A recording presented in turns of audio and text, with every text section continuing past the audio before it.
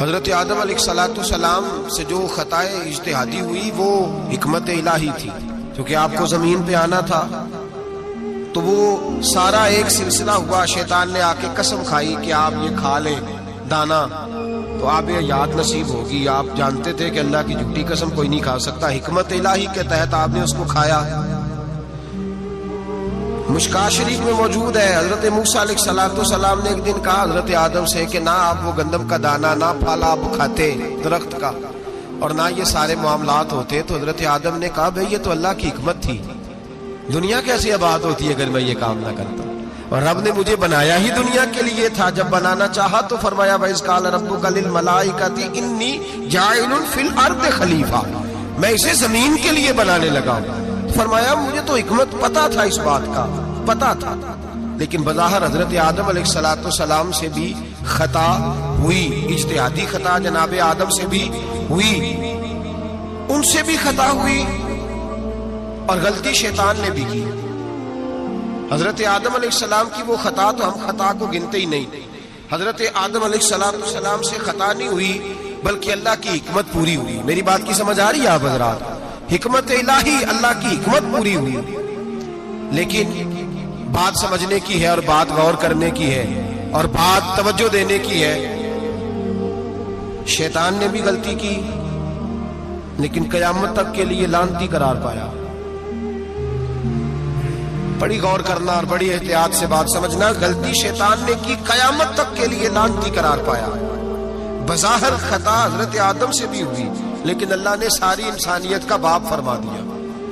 رب کریم نے نبی بنا لیا، اولی العزم پیغمبر بنایا اللہ کریم نے۔ بظاہر تو حضرت آدم علیہ السلام سے بھی خطا ہوئی، لیکن میرے بھائی جو بات سمجھنے کی اور غور کرنے کی ہے، فرق کیا ہے؟ ادھر لعنت پڑ گئی، ادھر درجہ مل گیا۔ فرق اتنا ہے کہ شیطان نے خطا کی تو اللہ نے فرمایا تو بھول گیا ہے، تو کہنے لگا ابا واستکبر وکان من الکافرین، انکار کرنے لگا، اکڑنے لگا، ڈٹنے لگا خطا کر کے، انا خیر منہ، میں اس سے بہتر ہوں، یہ لفظ کہنے لگا۔ غلطی کی، غلطی مانا نہیں، فرمایا نکل جا، فخرج فإنک رجیم، تو لعنتی ہے قیامت تک کے لیے، لعنت، گناہ کر کے ڈٹ گیا ہے۔ حضرت آدم نے خطا کی بھی نہیں، حکمت الہی پوری ہوئی، تو پھر بھی کہتے ہیں ربنا ظلمنا انفسنا وَإِن لَمْ تَغْفِرْ لَنَا وَتَرْحَمْنَا لَنَكُونَنَّ مِنَ الْخَاسِرِينَ۔ 500 سال تک جناب آدم نے آنکھ اٹھا کے آسمان کی طرف نہیں دیکھا، فرمایا مجھے حیا دی، میں اپنے رب کی نافرمانی کر بیٹھا ہوں۔ 500 سال دیکھا نہیں، اور دعا کیا مانگتے؟ کہتے ربنا ظلمنا انفسنا، اے اللہ میں اپنی جان پہ زیادتی کر بیٹھا ہوں، وَإِن لَمْ تَغْفِرْ لَنَا وَتَرْحَمْنَا، اگر تو نے معاف نہ کیا، تو نے ہی رحم نہ کیا، لَنَكُونَنَّ مِنَ الْخَاسِرِينَ، اے اللہ پھر تو میں بڑے نقصان والوں میں سے ہو جاؤں گا۔ رب فرماتے ہیں جب اس نے کہا، جب اس نے اپنی غلطی کو مانا، آہوزاری کی، فَتَلَقَّى آدَمُ مِن رَبِّهِ کَلِمَاتٍ، اللہ نے خود ہی جناب آدم کو کچھ کلمے سکھائے، فرمایا چل اس طرح کر کے مجھ سے معافی مانگ۔ جب حضرت آدم نے معافی مانگی تو اِنَّهُ هُوَ التَّوَّابُ الرَّحِيمُ، فرمایا میں نے معاف بھی کیا ہے اور رحمتوں کے دروازے بھی کھول دیے ہیں۔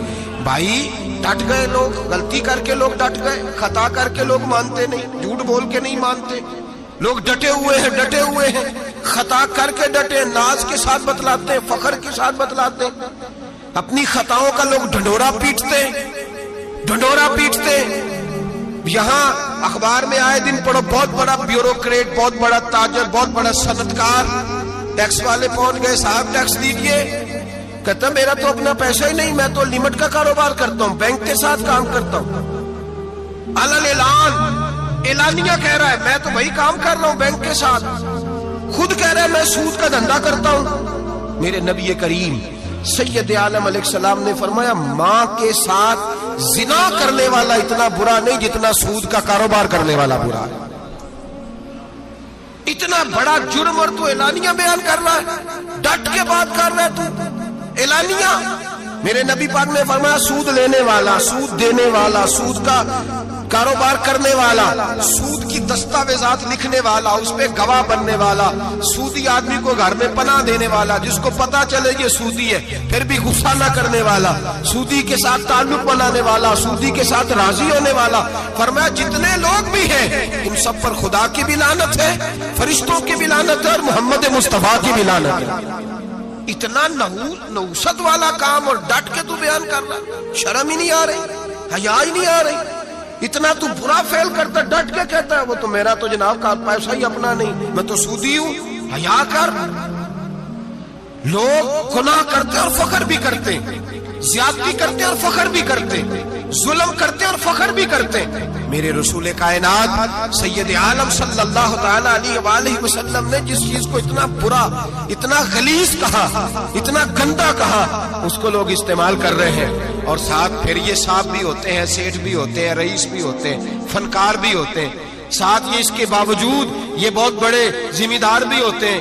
اتنا غلط اور غلیظ کام کرنے کے باوجود لوگ فخر کا مظاہرہ کرتے ہیں. یاد رکھیں اور یاد رکھیں اور پھر یاد رکھیں، انسان اگر کبھی ناز کرے گا تو اس وقت کرے گا جب اللہ اسے اپنی رحمت عطا فرمائے گا، اور وہ بھی شکر کے انداز میں.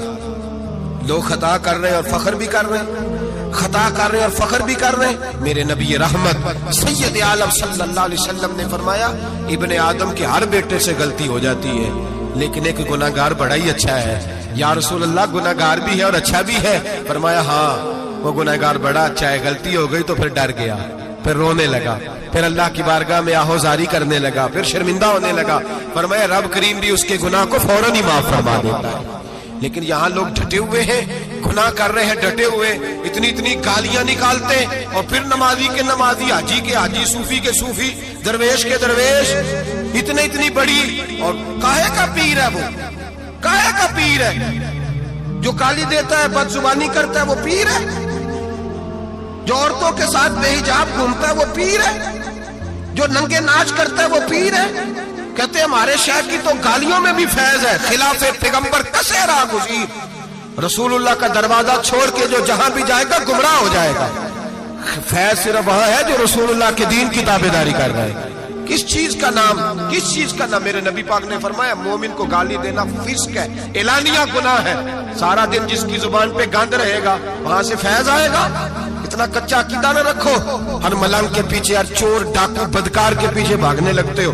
احتیاط کا دامن تھامو. جس کی زبان پہ رسول اللہ کا درود ہوتا ہے وہ مرشد کامل ہوتا ہے، جو حضور کی حدیث اور قرآن کا مبلغ ہوتا ہے وہ شیخ ہوتا ہے. ایسے ہی ہر دم والے کے پیچھے بھاگ جانا، ہر پھوکا پھاکی والے کے پیچھے بھاگ جانا. لوگ گناہ کر رہے ہیں اور ناز بھی کر رہے ہیں، فخر کے ساتھ آ کے بتاتے ہیں وہ جی میں گیا تھا، بس حضرت جس کو گالی دیتے ہیں اس کا کام بن. میں نے کہا شرم کر، اٹھ کے چلا جا. ہم ایسی کرامت بھی سننا پسند نہیں کرتے، ہم نہیں پسند کرتے ایسی. اٹھ اور نکل جا. یہ کیسا شیخ ہے جو گالیاں دیتا ہے؟ بھئی گناہ کو لوگ باعث فخر بیان کرتے ہیں. بابا جی ہیں، حاجی صاحب ہیں، صوفی صاحب ہیں، دادا جی اور گالی دیتے ہیں. کیا مطلب ہے اس بات کا؟ گناہ کرنا، ناز کرنا. احتیاط کا دامن تھام کے رکھیں. گناہ ہوتا ہے. لوگ سارا دن غیبتیں کرتے ہیں، نام گپ شپ کا رکھتے ہیں، سارا دن لوگوں کی پگڑیاں اچھالتے ہیں اور شام کو کہتے ہیں آج. اور پھر ناز کے ساتھ، فخر کے ساتھ سب سے زیادہ علماء کا مذاق اڑایا جاتا ہے، اور بہت سارے دیندار مذاق اڑاتے ہیں. پرہیزگار، ہمارے یہاں تربیت دی جاتی ہے کہ دوسرے کو برا کہنا ہے، ٹریننگ دی جاتی ہے کہ دوسرے کو غلط کہنا ہے، گالی دی جاتی ہے، علماء کے بارے میں سخت رویے رکھے جاتے ہیں، لوگ مذاق کرتے ہیں.